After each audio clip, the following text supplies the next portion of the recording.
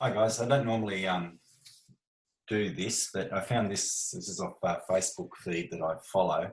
It's just really good for our general science literacy and understanding some of the common things we see every day. And this is quite contextual with COVID-19. And remember, COVID-19 is coronavirus disease 19. And the 19 means it emerged in 2019 for the first cases. It's not its 19th version, as some people have you believe. So this is a common, very common graph that we see in the news. And I just thought this was a really good explanations of the need for science literacy and how our science literacy develops. We'll just watch this. It only goes for 5 minutes.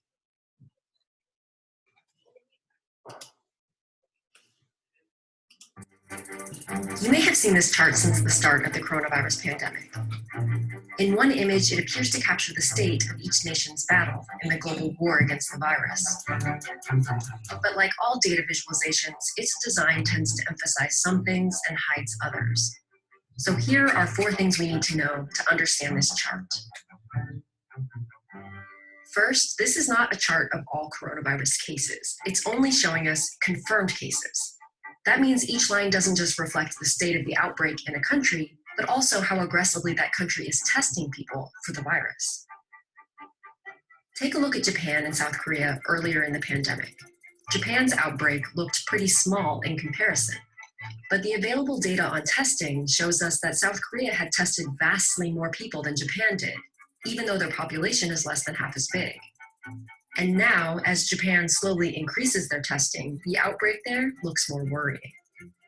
It's a good reminder that we can't understand case data without some sense of the testing levels, and that's especially true for lower income countries where we know their testing capacity is limited. The second thing to know is that the scale for the y-axis on this chart is a bit different from most charts. It's called a logarithmic or log scale. On a typical linear scale, you divide the space by adding the same value over and over. The log scale is made by multiplying a value, in this case 10. 100 times 10 is 1,000, times 10 is 10,000, times 10 is 100,000.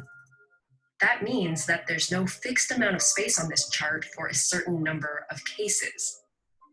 So the first 100,000 cases take up this much space, and then the next 100,000 cases get just this much. The higher the numbers, the more visibly squished they become on a log scale. So why do it this way? Well, let's take the 5 countries with the largest outbreaks right now and rewind them back to March 17th. On a linear scale, it looked like things were pretty bad in Italy, but the others were doing better. The log scale offered a much clearer warning. We were all on the same path of exponential growth. It's the nature of infectious disease that numbers get big fast, so it makes sense for numbers to get big fast on the chart too. Fast forward a few weeks and the linear scale shows cases climbing and climbing, while the log chart shows curves that are flattening. As governments have implemented lockdowns and social distancing, the virus is spreading at a slower rate than before, which isn't very visible on the linear scale. But keep in mind that the difference between this dot and this dot is more than 32,000 people. And the log chart tends to downplay just how many more confirmed cases there are in the US than in the other countries. Which brings us to the third thing to know about our chart. It doesn't account for population size. When you adjust for population, really small countries like Iceland and Luxembourg appear to have the biggest outbreaks for their size, which may reflect higher testing rates. The US and China have much bigger populations, so their curves drop a bit. But the size of a country doesn't really affect the growth rate of its cases, and it doesn't tell us much about how much the country is struggling.